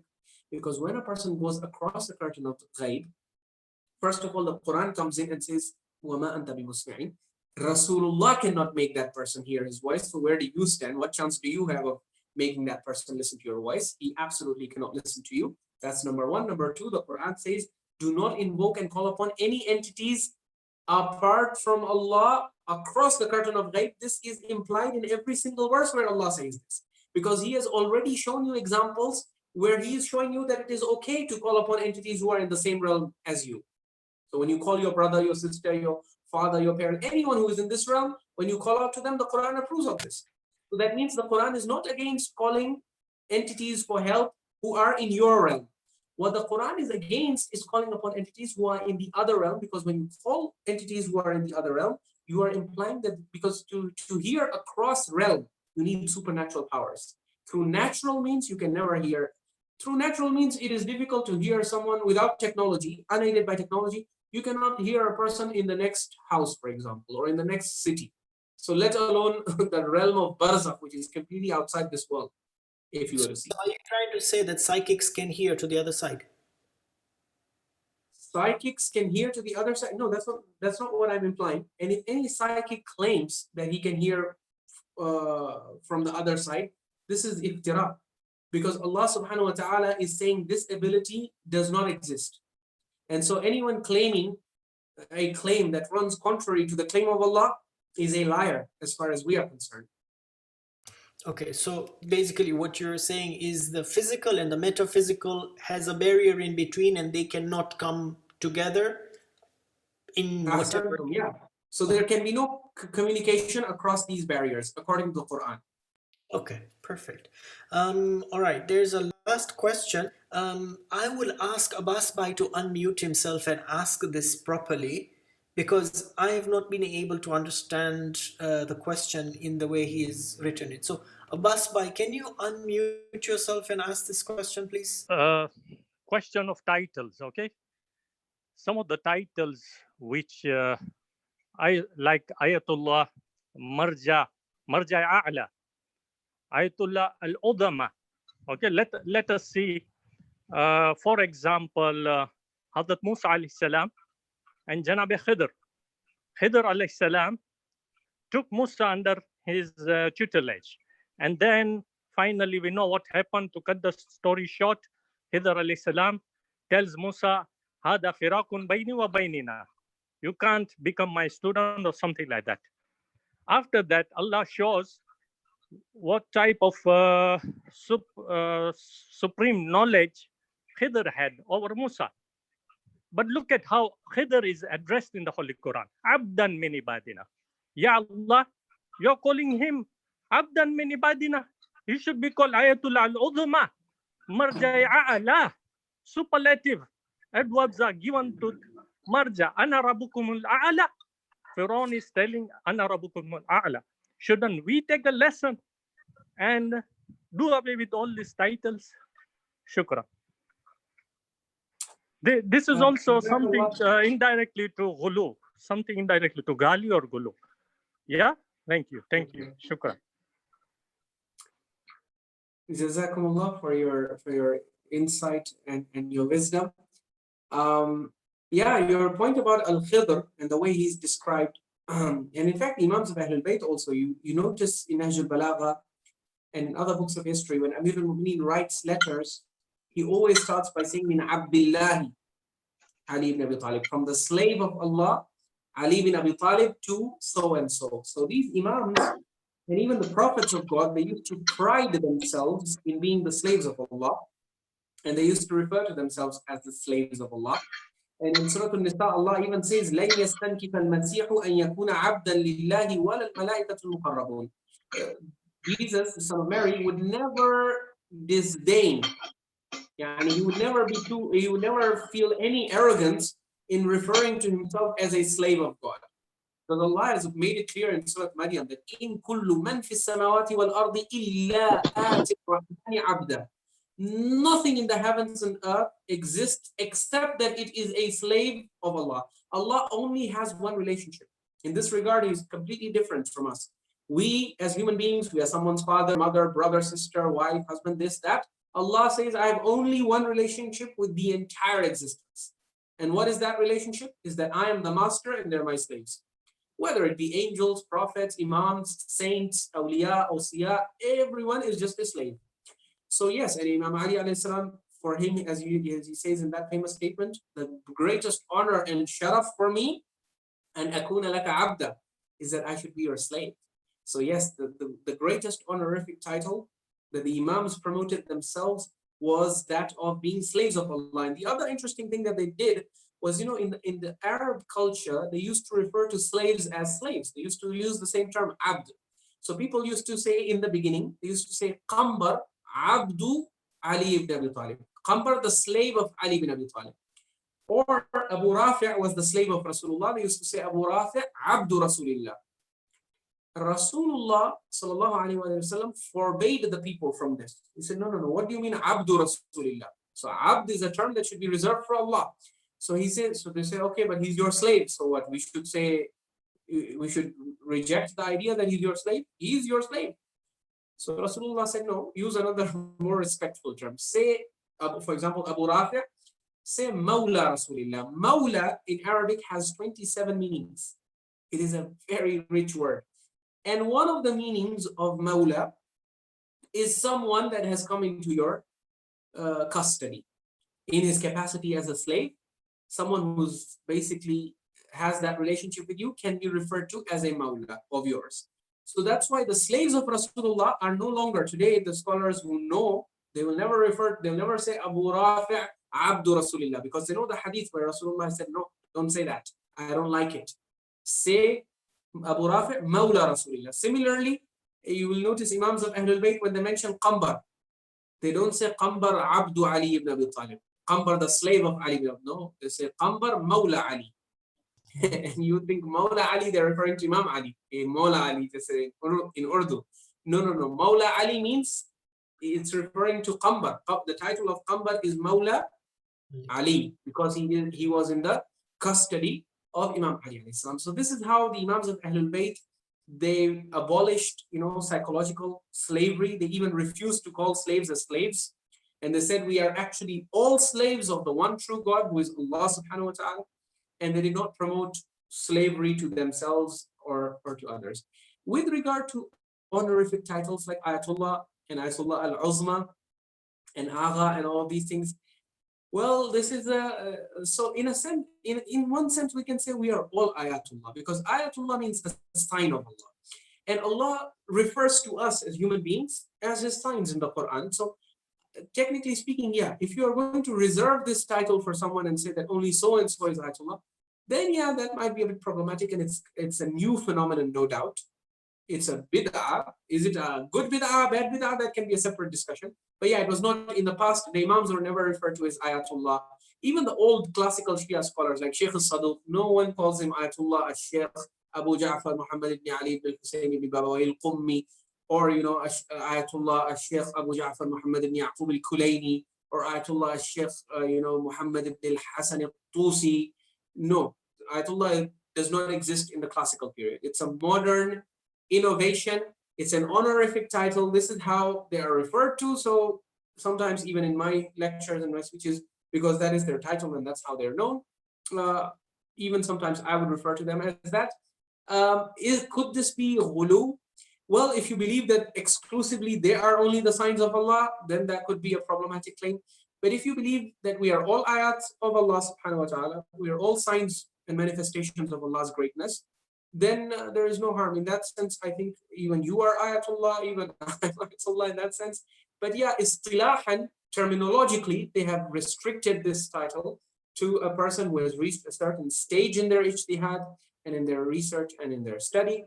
And yeah, this is debatable. It's not something for which Allah has revealed any endorsement or the Imams have endorsed. So this is something people have come up with on their own. And that's why it can be debated, it can be questioned, it can be challenged. And yes, if people are able to come up with a better alternative, this can even be replaced, inshallah, in the future. No problem with that. So is this like a professor doctor kind of thing? Would it be similar to that, yes or no? So yeah, that is how it is used. I mean, it is used, Ayatullah is not used nowadays to refer to just any person who reminds you of Allah. Rather, it is used to refer to a person who has reached the station of ijtihad. So without ijtihad, you cannot be an Ayatullah. So yeah, you have to reach a certain degree and then they start calling you Ayatullah. And then even higher than that, when you become an object of emulation by a significantly large number of people, then you become Ayatullah al Uzma, the greatest sign of God, or the grand Ayatullah, as they say. Okay, so yeah, these are all honorific titles and stages that they have designed. You are an associate professor, then you become a professor, sort of kind of thing. Right. You have this kind of promotion in the Hawza system as well. I think he has another follow-up question, but there's 2 more questions, so we'll have 3, and I think we will stop there. Yes, please, Abbas bhai. Okay. Another question is regarding this salawat. You will notice that in the Shia world, we have 2 centers of power. There's power of God, and there's a power of 12th Imam. You just have to witness the power of 12th Imam when you visit Masjid Jamkaran. And you can see it for yourself. People lighting letters for risk, for awlad and everything. Ya sahibul zaman, adrikni wala tuhlikni. Don't let me down. Fine. Now, salawat. We have messed up the salawat. Wa Ajjil Farajahum. If you read Surah An-Nahl, Bismillahir Rahmanir Rahim, Ata amrullah, fala tasta'jiluhu. Allah's amr will come. Okay, do not rush to it. What is Wa Ajjil Farajahum? Wa Ajjil Farajahum, wahfuz awladahum, wa nahshurna ma'ahum. This is the salawat that tell us to recite whilst we are alive. Okay, fine. It might be authentic, but then they also tell us if you don't recite Wa Ajjil Farajahum loudly, you're going to have fishar in the qabr. Subhanallah. So why then, when the janaza comes, they don't recite Wa Ajjil Farajahum, they recite Salawatul Ibrahimiyya. Kama sallaita wa barakta wa tarahamta ala Ibrahim ila akhri ibara. So sometimes I feel even, they are trying to put an iron curtain, draw a very dark circle among the followers Madhab Ahlul Bayt, because the Sunnis, Ahl Sunnah wal Jama'ah, they recite Salawatul Ibrahimiyya in their salah. And even if you ask any ordinary Shia, okay, recite the Salawatul Ibrahimiyya, he won't be able to complete. Bicharo, he won't be able to complete because he has been taught Wa Ajjil Farajahum. Do we have any authentic narration regarding Wa Ajjil? Because Wa Ajjil Farajahum, I didn't have my grandfathers or forefathers reciting Wa Ajjil Farajahum. I can only see, only after 1979 Islamic Revolution, Wa Ajjil Farajahum came after Salawat. Shukran. Thank you. Okay. Connected to that particular question, I will ask both the other questions, and I think one answer would summarize that. So for the follow-up is, Imam Mahdi is in this realm, so can I invoke him? Okay. And the other question is, it says, given that our 13 Masumin are in the realm of Barzakh, what is the point of going to Ziyarah? Right. So first of all, I want to once again thank our learned and respected Sheikh Abbas for his insightful observation. MashaAllah, he brought in a verse of the Quran that even had not, it has not occurred to me how this part of the dua that has been added to the salawat, Wa Ajjil Farajahum, he quoted the first verse of Surah An-Nahl, where Allah says, Ata amrullahi fala tasta'jilu. Don't rush Allah. Allah has a timetable, and He proceeds by that timetable. You are not supposed to try and rush Allah to do things that He is going to do anyway. So tying that up with Ajil, obviously Ajjil Farajahum, there is not a single. In fact, this phrase was unknown, as you're very right. Before the revolution, you do not see this phrase in circulation, and you're asking about your forefathers. Absolutely, they would not have known this phrase because they were not allowed to mention the name of the Imam. So if you go back to the earliest sources, you find after the 12th Imam, it was forbidden to mention his name. The Wukala even did not allow you to mention his name. So praying for his reappearance and all these things were taboo. You were not allowed to talk much about him. And this is not just the classical Shiism, this is up to the modern day. Before the revolution, I have heard eyewitness testimonies of people who tell us that our parents would tell us that you're not allowed to take his name, you're not allowed to talk much about him. It was everything was shrouded in secrecy and mystery, and he's the one who will not be mentioned, but everyone knows who he is. That's why the whole titles were people came up with. So Sahib al-Asri wal Zaman is what they would say. He's the man of the time. But what is his name, his kunya, all of these things were kept under wraps. When he'll come, that's when you will mention these things. Right now, you don't mention any of that. So Ajjil Farajahum, this is a completely recent phenomenon, which has no basis in the authentic, original, or reliable sources. It's an innovation that they have added, and it's an innovation that you very rightly point out goes actually, I never thought of it along these lines. But yeah,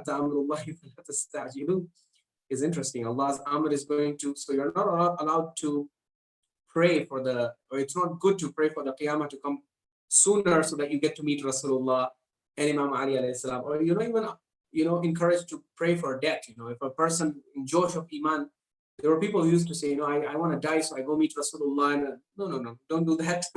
Pray to Allah to keep you alive for as long as life is good for you, and to take you back when taking you back is good for you, is what the Imams taught us. So yeah, these are things people have done out of their devotion and all of that, but there is no basis.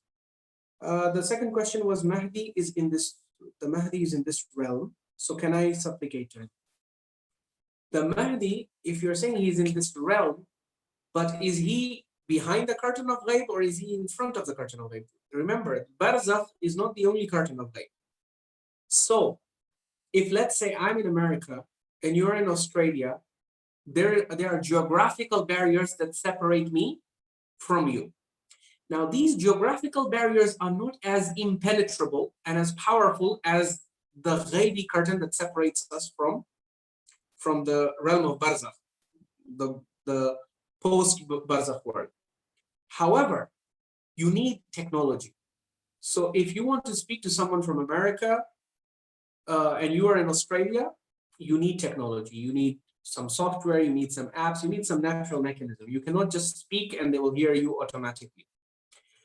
In the time of the Imams, when the Imams were alive, you read their whole seerah, you will see there was no such facility. If a person was in Medina and he wanted to contact Imam Ali alayhi salam in Kufa, you cannot show me a single authentic narration which says that you would just go on his musalla and say, Ya Abul Hasan, Ya Amir al-Mu'mineen, there's this problem that has come up, I want to inform you of this. If such a facility existed, Muslim ibn Aqil would have been the first to avail it. He was in a really desperate situation. He wanted to send a message to Imam al-Hussein not to come to Kufa, but he's having difficulty finding someone reliable. So you see him in a state of great distress because of not being able to pass on this crucial, critical message to Imam al-Hussein. If this facility existed, surely now would be the time that would call for its utilization. He should have turned to Imam al-Hussein and said, Ya Aba Abdullah, you obviously with the power of Allah can hear everyone and everything, and you know of everything, you have Ghayb. So I'm just, submitting my report to you, and I'm telling you this place is no longer worthy of your presence, so go back to Medina. But he doesn't do any of that. And the whole seerah of the Imams stops making sense if you come up with these weird, fantastic, exaggerated claims that the Ghulaat later invented about how the Imams can basically see everything and hear everything, and they have knowledge of the unseen and they can access whatever they want.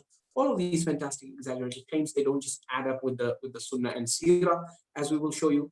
And so the question of whether you can invoke Imam al-Mahdi, well, if you have technology, if you're able to discover an app, for example, or some kind of software or some kind of device that can put you in physical communication. The way you, like, let's say you discover his phone number, for example, if he has a phone number, or let's say his email address or something of that sort, and then you send him a message requesting him to pray to Allah subhanahu wa ta'ala, then that would not be shirk. Someone may say that, you know, there is no this act in itself has no basis for it. Like, what is the meaning of ghayba kubra? Ghayba kubra is differentiated from ghayba sughra by what? By absolute no communication. So in ghayba sughra, what the difference between kubra and sughra is what? That in sughra you can communicate with the imam through his nuwab. That's the idea that is being promoted. But in kubra, absolutely no communication until the zuhur. So now what the problem is that some people try to invoke the facility of sughra, they want to extend it to kubra now. So hadith, for example, the right letter to, you know, on the formula, it has the name of Hussein ibn Rawh al-Nubakhti on it, right? So you are telling Hussein ibn Rawh has left this world. He has, and he's not even a shaheed that you can say he's physically alive or anything of that sort. So the whole thing becomes then an issue of, okay, if you're addressing Hussein ibn Rawh cannot hear you, you cannot contact him, he's on the other side of the barzakh. So he cannot transmit any messages. He cannot transmit messages from there to the imam. So how can he transmit your message to the imam, right? That's one thing. The other thing is, if you're going to address the imam directly, then if you have some technology through which you can contact him directly, like his phone number, his email address, or any equivalent of that, then it is not shirk. That one, that we can say would not be shirk. So that would be just like people in the time of Rasulullah sending letters to Rasulullah or sending letters to Imam saying, "Yeah, Imam, pray for me, answer this question of mine, you know, give me some guidance on this issue." All of this is halal, it's perfectly legal and permissible. But the problem with Imam al-Mahdi is that even though the claim is that he's in this realm, is he in the Ghayb? Can you see him, or is he physically available to you? No, he's not. And the claim is that he will not be available until the zuhur. So until the zuhur, no contact can be made, and you have narrations saying that anyone who claims contact with the Mahdi during the kubra, the Ghaybat kubra, is a liar. So that also has to be kept in mind. Ayatullah Sayyid al-Haydari has a whole lecture series in which he presents those narrations. So, but we can see him. Oh, I mean, we can't see him, but okay, this is another thing. When we see him on the time of Zuhur, we'll be like, we had seen this man before. We know him. He's got a very sort of characteristic that is known, sort of like that. mm-hmm. So, I mean, you see him, but you don't know it is him, sort of, and you will never know it is him until the day you see him when he reappears, sort of. Because right. he is the Imam of our time. Like, he is the guide of this particular time, right? Okay, so I think this person is referring to something that people often mention, which is that the Imam actually comes in contact with people. You know, sometimes they say he helps out people during Hajj or other things, but the people don't recognize it. But maybe when he will reappear, they will then recognize and say, "Oh, this person we used to know, or we had seen him once." Well, these are claims you can only verify post-Zuhur. So if post-Zuhur this happens, people come and they say, "You know what, I'd actually seen Imam pre-Zuhur," and then the Imam confirms and says, yeah, I actually helped you, then yeah, no problem. But until the Zuhur, these claims are going to remain unverified claims that we cannot base anything on.